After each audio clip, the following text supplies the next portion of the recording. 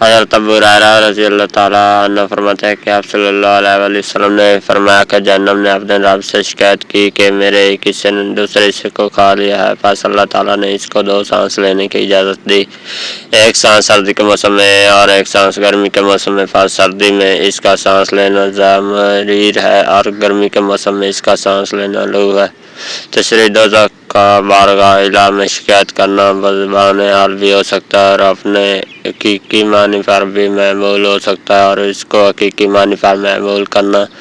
زیادہ راجح ہے، مگر یہ چیز ہمارے ادراک سے باہر ہے، جیسا کہ قرآن مجید میں ارشاد ہے لیکن تم ان کی تسبیح کو نہیں سمجھتے اور میرے ایک حصے نے دوسرے حصے کو کھا لیا۔ اس سے دوزخ کی گرمی اور شدت مراد ہے۔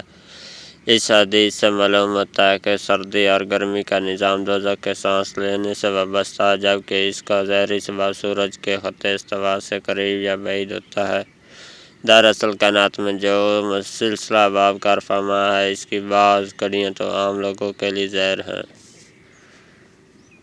اور بعض ایسی مخفی ہیں کہ جو انسانی عقل سے بھی مادر ہیں۔ اس لیے یہ کہنا صحیح ہوگا کہ گرمی اور سردی کا سلسلہ اسباب آفتاب تک محدود نہیں، بلکہ یہ سلسلہ آگے بڑھ کر دوزخ کے سانس لینے تک پہنچتا ہے۔